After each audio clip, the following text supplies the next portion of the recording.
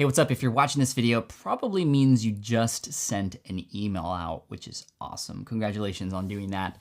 Now, before you do anything else, make sure you watch the rest of this video because I'm going to give you some specific instructions on what to do based on certain situations. So if you just sent it out like an hour ago and you didn't get any responses yet, please don't freak out. It's only been an hour, right? And it's even only been a day for those of you who have done it the day before. And if that's the case, it's only been a day, so don't freak out. If you don't get any responses right away, that's completely normal. Other people have things going on in their lives too, and they're not able to get to it, or they may have not even opened that email yet. It's okay. I would say give yourself 72 hours before, that's 3 days, 72 hours before you determine, the results of this experiment. And that's exactly what we're doing here. We're experimenting.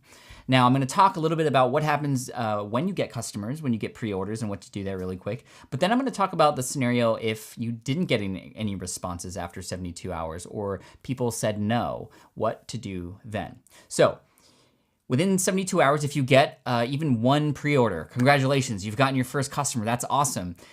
Don't just let them sit there and not let them hear from you. You want to make sure you reply back to that person. You're going to be able to see through the system that we set up in the previous video who exactly purchased. You're going to be able to get their contact information. Reach out to them and just say thank you and tell them what's happening next. And what is happening next is that you're going to be continuing to see who else has interest in this, and you're going to send them a message when you decide that you are moving forward with this. So again, just make them understand that you did receive their payment and that you're very thankful for that, and that they're going to be expecting a reply from you once you make a decision. And your decision is going to be based on the general feeling that you have after the 72-hour period, and maybe you might need to reassess things and ask a few more people, which you're always welcome to do. You're always welcome to go back in the previous stages to do some of that work to get more interest and maybe reassess things or refine something that maybe you discover through conversation, whatever. So you can always go back and try this again. So which is really cool. But for those customers, you just want to make sure that they feel comfortable with what they had just done. Reaching out to them as soon as possible afterwards, even within a 24-hour period, is totally fine. You don't need to respond to them in a minute or two after they purchase. But again, enjoy yourself. Be proud of the work that you've done, because you've gotten somebody to actually pay you money for something that you haven't even built yet, but the idea, and you've done all this hard work. Fantastic, great job. Some of the next steps after that is once you collect a number of pre-orders to potentially put those people in a Facebook group. I'll give you some specific instructions in later videos, or maybe a PDF file or something that will offer you some more information on next steps once you start to build your pre-order list there. I don't want to just leave you hanging. I want to give you some few actionable steps, which we'll include in the later parts of this lesson as we finish off the course. Now, what happens if after 72 hours you get kind of no response? Well, for those who haven't responded yet, this is not people who have responded and said no thank you, but the people who have not even responded with anything yet, follow up with them. There's a very, very good quote out there that's very simple but very powerful, and that is, the fortune is in the follow-up. Sometimes people get these emails, and like I said earlier, there's life gets in the way, and they might not have seen that email, or maybe they read it and meant to take action on it, but something got in the way, or they just weren't even sure if you're actually serious about this. If you follow up with those people who have yet to respond, send them another email. Don't copy and paste the same email, but just simply say, hey, by the way, following up on the email I previously sent you, would love to hear your thoughts. That's it. You don't have to be forceful, you don't have to be aggressive, but every time I've done the follow-up, I've gotten more responses back than I would have if I didn't follow up. And that's it. Follow up after 72 hours to those who have yet to respond. You're going to get some responses finally. Now, if you get responses and they are a no thanks, that's actually good, because you've gotten a response. You've gotten people to take the time to send you a response, and that's great, because you can then follow up with them one more time and say, thank you. By the way, I would love to know, and I'm just interested, why you didn't pre-order. That's it. Very simple follow-up question, but that question alone can be a game changer for you, because the answers that you get back can determine what went wrong. And not that anything went wrong, it's just maybe the timing was off, or maybe the price was off, or maybe they just weren't as interested as they had initially said, or maybe they were looking for something a little bit different than what you had offered, or maybe something that you said on the the sales page just didn't make sense, or maybe you said something different than what you said before, and you can actually, based on these answers, fix things and get things to a point where you can try again with another group of people. Like I said earlier, you can always go back, find more people that you can send an email to, maybe even another 10 people that you can send, your next round of potentials for.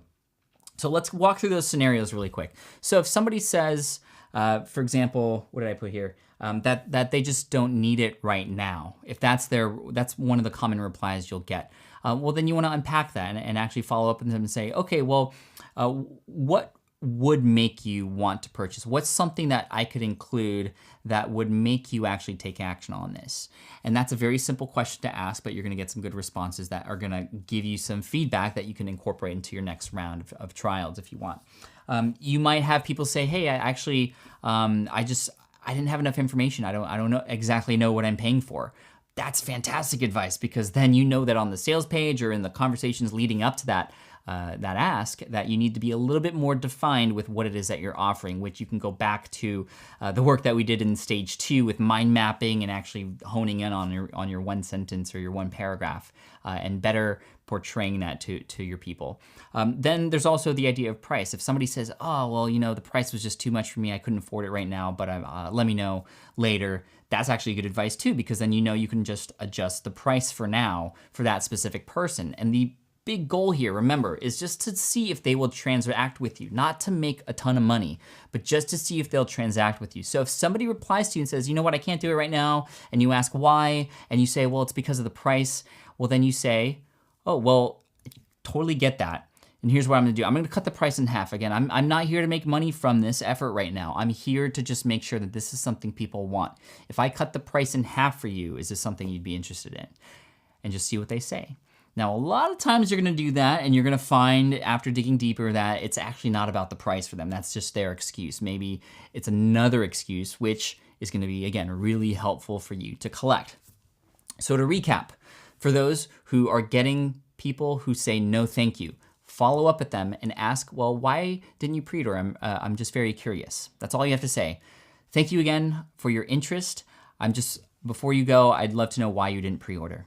That's all you have to say. And then based on their feedback, you can follow up with them, or sometimes another follow-up after that is not even required. It just takes you to go back, find more people who are interested through the ways that I taught you, and then try another experiment with some refinement involved with your product or the sales page, or again, whatever based on that feedback was, the changes that you made.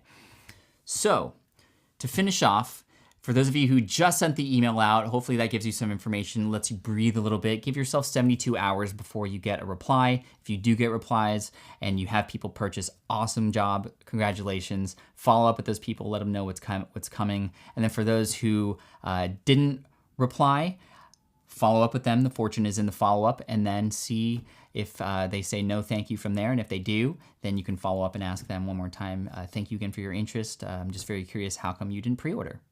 And then you're gonna get some good information to help pull you forward into the next steps. But I just wanna congratulate you really quick, because we are nearing the end of this course and you've done a ton of work. And I know that from the beginning, where you didn't even have an idea in the first place, or maybe you had 1,000 ideas and you didn't even know where to start, to a point now where you are sending emails out and actually getting this kind of feedback that companies pay for, but now you're getting this feedback from people who have said they're interested in your thing.